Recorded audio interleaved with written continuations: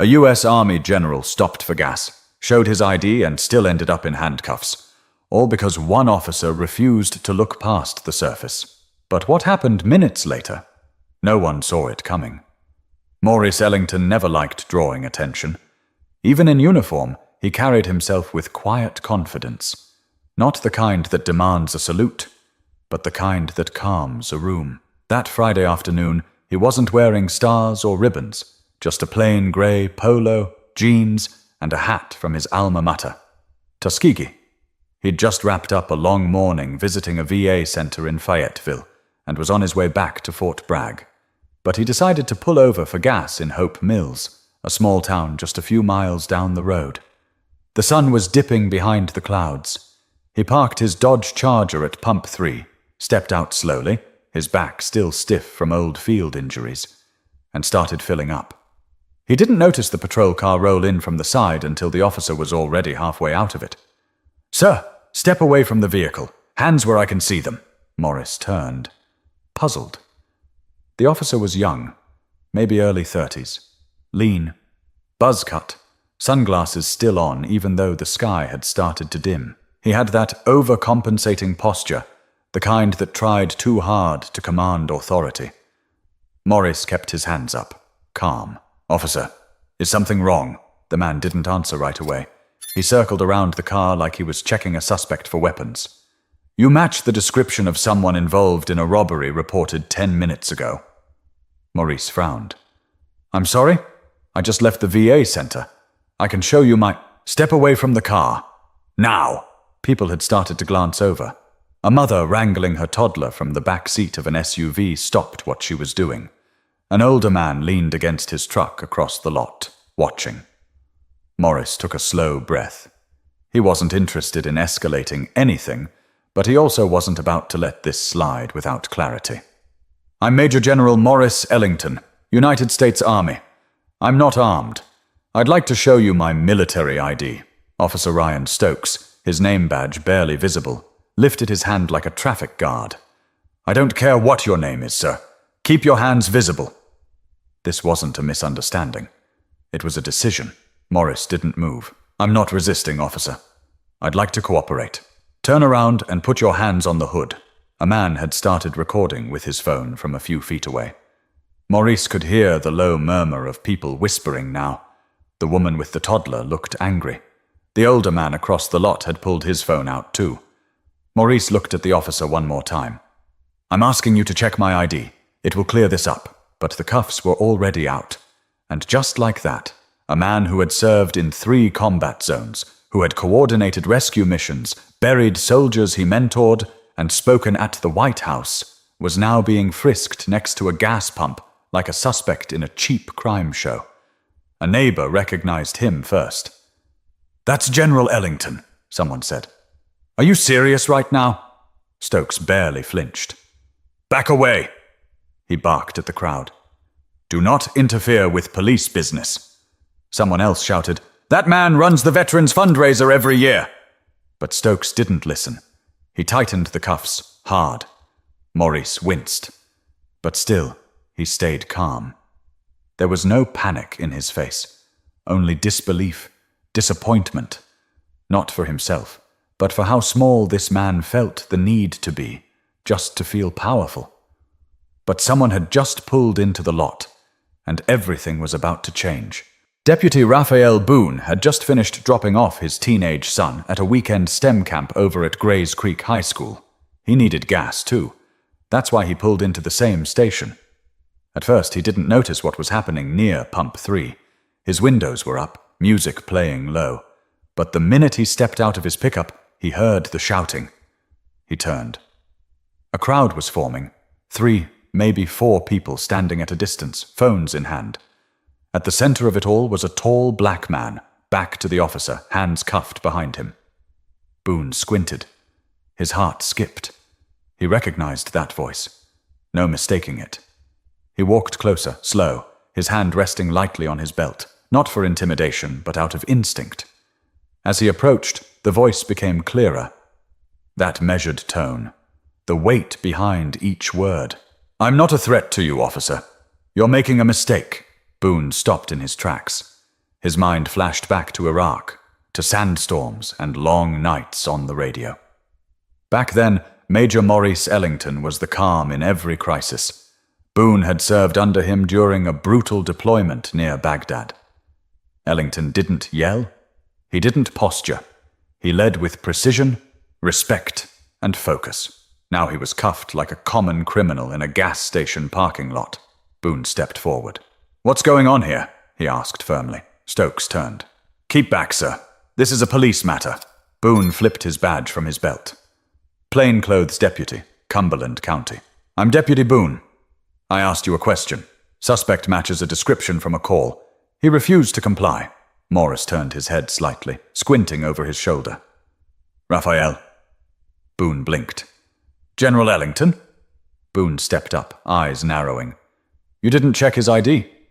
"I said he matched—" Boone cut him off. "I don't care what he matched. Did you confirm who he is?" Stokes looked like a kid caught lying in a classroom. He was acting suspicious. "He's a major general in the U.S. Army," Boone said, voice louder now. "He's not some random guy. He's a nationally recognized officer. That man once led search and rescue missions when the rest of us were pinned down." Boone turned to the general. "Sir, are you injured?" "No, just humiliated." Someone from the small crowd piped up. "He offered his ID. The cop refused to look at it." Boone looked around at the growing audience, then back to Stokes. "Uncuff him, right now." Stokes stood there, still holding on to a posture he hadn't earned. "I was following protocol. You're 2 minutes away from being on the evening news. You hear them?" Boone pointed at the phones. "This video is going live. You're about to be a story." Stokes hesitated. He reached for the cuffs. Boone moved quicker. "Let me." "Back up." He pulled out the keys clipped to the officer's belt, undid the cuffs, and helped Maurice rub circulation back into his wrists. "Thank you," Maurice said quietly. He looked at Boone, eyes steady. "I'm all right. Just tired of this." Stokes took a small step back, visibly sweating now. Boone didn't blink. "You're going to report this, right?" Maurice shook his head. "You know I'm not that kind of man." Boone sighed. "I know, but I am." He walked over to the patrol car, pulled out his phone, and called a supervisor. "Yeah, we've got a problem. One of yours just detained a high-ranking army officer without cause. I've got it all on record. I'm going to need a watch commander at the Shell on Camden Road. Now!" The crowd started dispersing, but not before several people gave Morris nods of quiet respect. A middle-aged woman mouthed "thank you" as she walked by. Morris leaned against his car. For a second he didn't say anything. Boone stood beside him. "You all right?" "Physically, yeah. Mentally, same answer. I've been treated worse in enemy territory," Maurice said. Then he glanced sideways. "But I never expected this back home. Not after all these years." Boone looked away, jaw set. "You did the right thing, Raphael," Morris added. "You always did. But the fallout from this moment wasn't going to stay in that parking lot, because someone had already sent the footage to the local news. By the time Lieutenant Jody Rawls from the Hope Mills PD pulled into the gas station 15 minutes later, the mood was tense but controlled. Boone had kept Stokes at a distance. Morris was seated on the hood of his own car, arms crossed, not out of anger, but composure. Rawls stepped out, adjusted her vest, and walked over quickly. She was in her late 40s, all business, no drama. She'd heard Boone's voice over the phone and knew it wasn't a call to brush off. Boone met her halfway. "Lieutenant! Deputy Boone! What's going on?" Boone glanced at Stokes, who stood a few feet away, arms stiff at his sides, avoiding eye contact. "You've got a problem, ma'am," Boone said. "That officer detained a United States Army general on private property, without probable cause. Ignored identification, ignored witnesses. I was there." Rawls exhaled sharply through her nose and turned to Stokes. "Officer Stokes, is that true?" Stokes gave the standard answer. "The subject matched a description. I was exercising caution." "Did he resist?" "No, but did you check his ID?" "He offered it, but..." "But what?" Stokes hesitated. "I wasn't sure it was real." Boone raised an eyebrow. "You mean you didn't like the way he looked? Be honest." Stokes bit the inside of his cheek. Rawls turned to Morris. "Sir, I'm Lieutenant Rawls. I want to apologize on behalf of our department. This should never have happened." Morris stood, gave her a small nod. "Thank you, but I'm not here for apologies. I just want to go home. I understand. May I speak with you privately?" Maurice nodded again, and the two stepped a few feet away. Boone leaned against the passenger door, watching. He wasn't a stranger to racial profiling. He'd seen it in uniform and out. But seeing Morris like that, calmly enduring, hands behind his back like a schoolboy being scolded, that was different. Back when they were stationed in Basra, Maurice once walked half a mile through open terrain under sniper threat just to check on injured troops. Not out of duty, out of principle. That's who he was. Meanwhile, Stokes stared down at his boots like they were going to disappear. A few minutes later, Rawls returned. He's heading home. "We'll be conducting an internal review. You'll be contacted for a statement." Boone nodded. She looked at Stokes. "Go wait in your car. Do not say a word." He left without another peep. When Maurice walked back toward his vehicle, Boone opened the passenger door and motioned for him to sit inside. "Wait here a second." Boone grabbed his phone again and hit record. He faced the camera head-on, his voice clear. "My name is Deputy Raphael Boone, badge number 33102. I witnessed Officer Ryan Stokes detain a law-abiding citizen today, General Morris Ellington, without cause. I intervened and confirmed the individual's identity, which should have been clear from the beginning. The officer disregarded standard procedure and ignored verbal identification. The incident was unnecessary, and I believe it reflected personal bias, not training." He ended the video and saved it. "Just in case," he said to himself. As Boone got back in the driver's seat, Morris looked over. "You didn't have to put yourself on the line like that." "I did," Boone replied. "And I'll do it again." They sat in silence for a moment. Cars passed. The gas pumps beeped. The world kept moving like nothing had happened. "You think this'll blow over?" Maurice asked finally. Boone shook his head. "Not this time. Someone sent footage to WRAL. I got the ping on my phone 5 minutes ago. It's already making the rounds." Maurice turned his gaze forward. "Then let it." Boone nodded. "You sure you're all right?" "I've been through worse." "That's not the point." Maurice cracked a faint smile. "I know."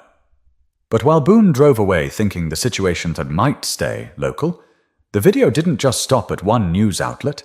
It was already in the hands of national reporters, and someone in D.C. had recognized Maurice. By the time Maurice got home that evening, the video had already racked up over 100,000 views. He hadn't planned to turn on the TV, but his phone kept buzzing. Texts from former officers, calls from people he hadn't spoken to in years, a voicemail from an old friend now working at the Pentagon.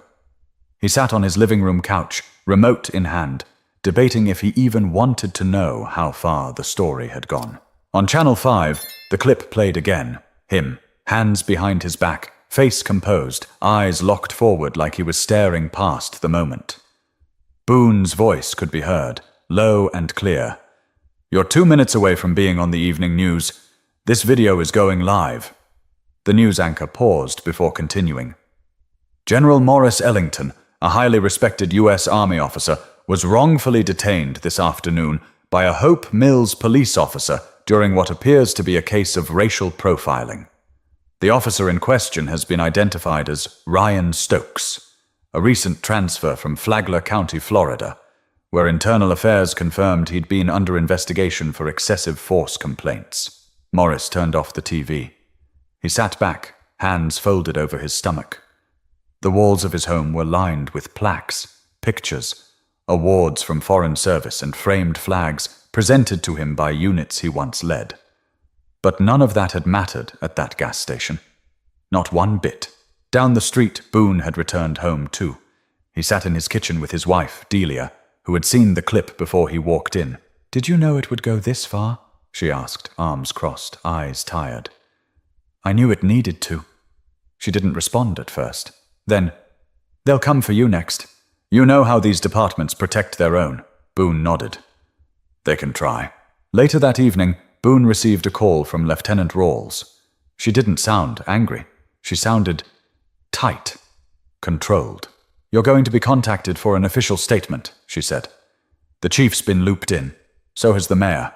"Understood," Boone replied. "Ryan's been suspended with pay until the investigation is complete." Boone didn't react.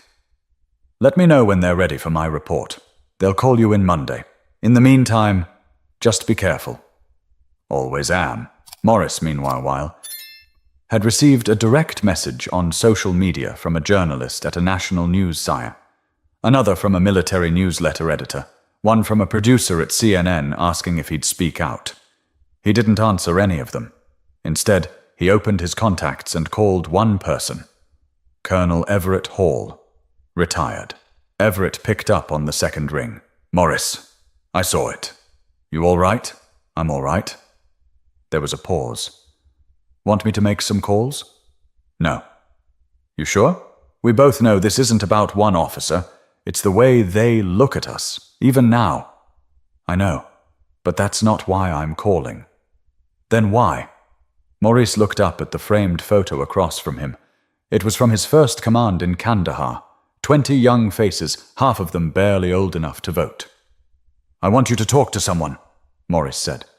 "There's a deputy here, Boone. He stepped in when no one else would. He put himself out there. That man needs to be seen." Everett paused. "You want to highlight him?" "I want people to remember what courage looks like." "You sure you don't want the spotlight for yourself?" "I never did." The next morning, local newspapers picked up the story. So did military outlets. Within 24 hours, Boone's name was trending on Twitter. Some called him a hero. Others called him a traitor to the badge. But Boone wasn't reading the comments. He was finishing his incident report, just as he'd done dozens of times before. Except this time, he knew it would make waves. Meanwhile, Stokes was quiet. No statements, no press, no apology. But that silence wouldn't last. Because while the internet debated, the chief of police had just received a sealed envelope containing a copy of Stokes' old disciplinary file, and it raised more than just questions. It raised alarms. By Sunday morning, the Hope Mills Police Department was cornered. What started as a local embarrassment had turned into a national headline. Civil rights attorneys were weighing in. Military veterans had organized an online petition demanding accountability, which had gathered nearly 50,000 signatures in under 36 hours. And the footage had taken on a life of its own. News stations were looping it. Talk shows were dissecting it. Everywhere you looked, there was that image. General Morris Ellington, standing tall, wrists shackled behind him, refusing to lose his composure. But behind the scenes, the pressure wasn't just coming from social media. It was coming from inside the house. That sealed file on Officer Stokes, it came from his old department down in Flagler County. It contained 37 pages. Use of force complaints, 2 excessive detention cases, 1 internal memo recommending psychological evaluation. No formal charges had ever stuck, but that wasn't unusual. Departments often shuffled troubled officers off quietly, avoiding lawsuits by letting them resign instead of terminating them outright.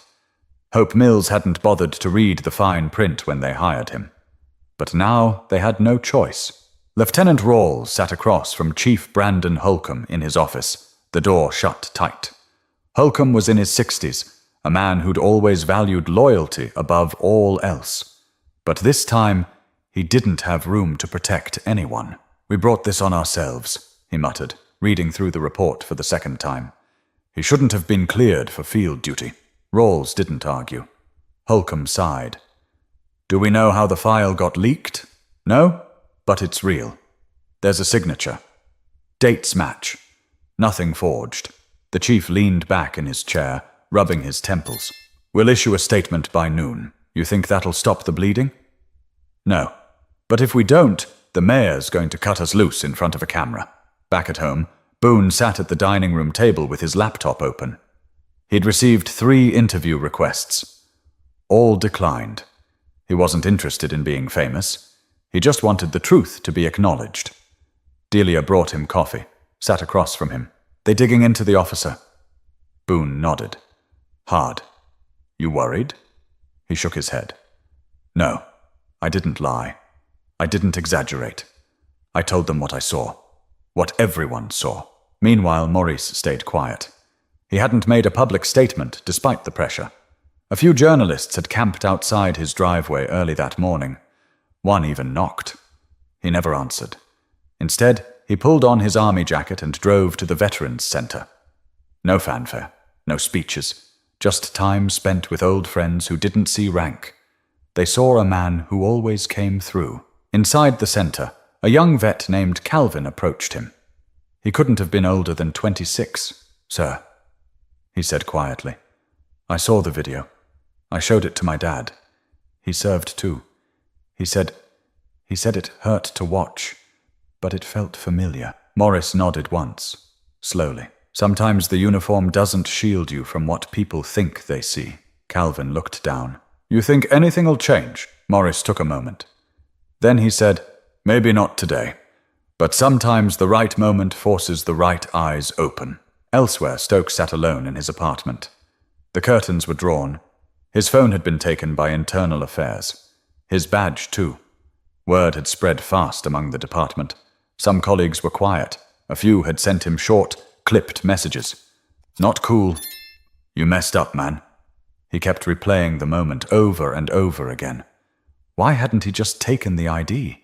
Why had he pushed? But deep down, he knew why. He'd sized Ellington up in a second, made a call, treated him like every other fit-the-description profile he'd justified before. Only this time, the person he judged wasn't some nameless face. He was someone with a voice, a history, and the discipline to let the world see it all. But things weren't done spiraling. Not yet. Because on Monday morning, the DA's office would open a formal inquiry into whether Officer Ryan Stokes had broken the law, and the answer wouldn't be favorable. The district attorney's office didn't waste time. By 8:45 a.m. Monday, a formal inquiry had been opened. And by noon, DA Celeste Morton held a quiet but firm press conference at the courthouse in downtown Fayetteville. No dramatic podium, no big speech, just facts. After reviewing body cam footage, civilian recordings, and multiple witness statements, she said, "Our office is moving forward with charges against Officer Ryan Stokes, including false imprisonment, unlawful detention, and obstruction of justice." It hit the airwaves like a lightning bolt. Stokes was taken into custody later that day, booked without ceremony and released on bond. Reporters were waiting at the courthouse exit, but he kept his head down and said nothing. His lawyer issued a brief statement, blaming media pressure and insisting Stokes feared for his safety, though nothing in the videos supported that claim. Morris didn't celebrate. He didn't comment. He didn't need to. The truth was already out there, and that was enough for him. Instead, he returned to his normal routine: morning walks, short drives to the base, coffee at the diner on Ramsey Street, where the waitress didn't treat him like a symbol, just a regular. He did agree to speak once, at the Veterans Center the following Friday. Word had gotten around, so when Morris arrived, the room was full. Not cameras, just people. Old soldiers, young enlistees, local families. Some had never met him. Others knew his full military record by heart. He stood near the window, nothing flashy, no script, no paper in his hand. Just his voice. "I didn't plan on being the face of anything," he began. "I've spent my career trying to solve problems quietly, behind the scenes. But something happened in that parking lot that wasn't about me. It was about all the people who don't have cameras recording when they're misjudged, all the people who can't pull out a badge or a rank to stop it." The room was still. You could hear the hum of the air conditioning, the way people were holding their breath just a little. "I was lucky," he continued, "because Raphael Boone was there, and because someone pressed record. That shouldn't have to be what saves you, but that's where we are." He looked around.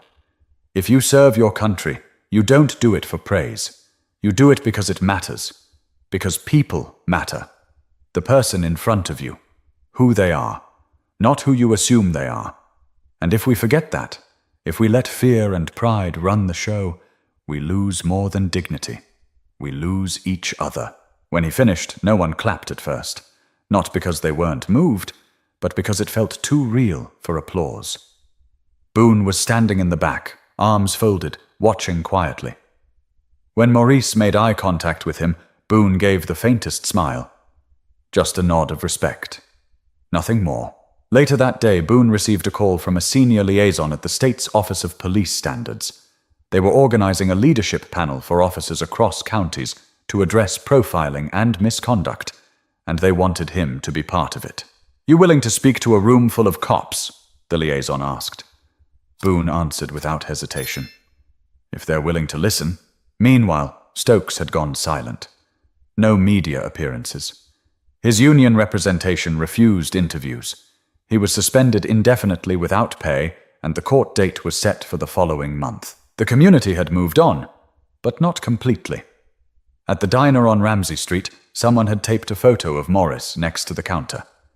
Just him in uniform, smiling. No caption. Didn't need one. And back at the Veterans Center, Calvin, the young vet, started volunteering weekly, helping new service members adjust after deployment. He told Morris, "That day at the gas station, it changed something for me, made me want to stand taller." Morris just gave him a light pat on the back. "Then make sure you're standing for the right things." But the story didn't really end there, because what happened in that parking lot had already planted a seed in people's minds, and what they did with it would define what came next. 3 weeks later, the viral clips had slowed down, the headlines faded, and the frenzy moved on, as it always does. But the memory hadn't. At Hope Mills High School, a civics teacher used the video of General Ellington's detainment to open a discussion about assumptions and authority. The students, mostly quiet at first, began to open up. One boy said his father had been pulled over 6 times in 2 months. A girl said her uncle, who served 2 tours in Afghanistan, still gets followed around in department stores. The teacher didn't say much. She let the clip speak for itself. Elsewhere, Boone had begun leading those departmental sessions. It wasn't glamorous, just a group of officers, some skeptical, some open-minded, sitting around a conference table, chewing over real scenarios. The first few meetings were tense. A few officers rolled their eyes. One walked out, but others stayed. They asked questions. They brought up old incidents. They looked uncomfortable, and that was the point. Boone didn't preach. He told the truth. "When you wear this badge," he said in one session, "you carry more than power. You carry the burden of judgment. If you're gonna judge, you better be right. Because one wrong decision doesn't just mess up paperwork. It messes up lives." One young officer approached Boone after a session and said, "I didn't know who General Ellington was. I probably would have done the same thing Stokes did." Boone looked at him for a second, then asked, "Would you have asked for ID?" "Yeah." "Then maybe you wouldn't have." Back at the Veterans Center, Morris had returned to his usual volunteer hours. He'd politely declined every national interview. He didn't want to become a hashtag. He didn't want to be praised for being composed. That wasn't the story. One afternoon, a reporter from a military journal showed up unannounced. She was young, respectful, clearly nervous. "I just wanted to ask you one thing," she said. "Why didn't you speak out more publicly?" Morris smiled softly. "Because this wasn't about being seen. It was about being reminded.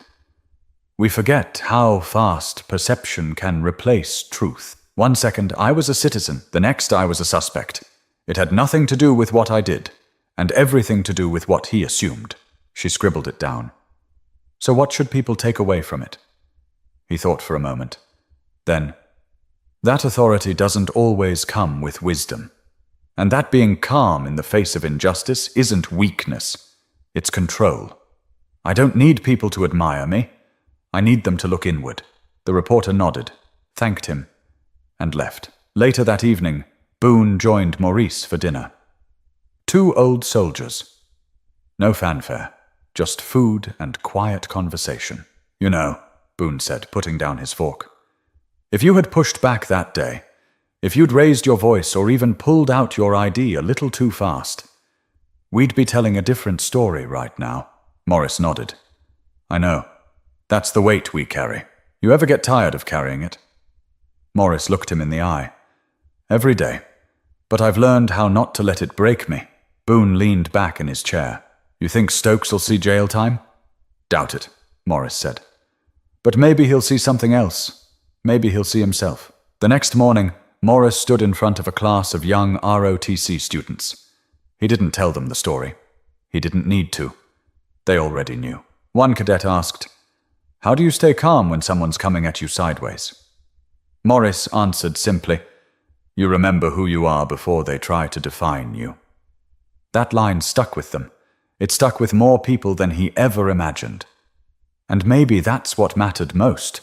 Not the punishment, not the headlines, not the viral moment, but the mirror it held up.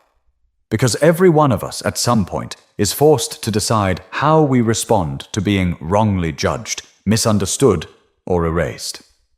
And every once in a while, someone chooses dignity over anger, and it teaches us all something we didn't realize we needed to learn. So if this story meant something to you, if it made you feel or think or pause, subscribe to the channel. Stories like this are worth telling, and the next one might be closer than you think.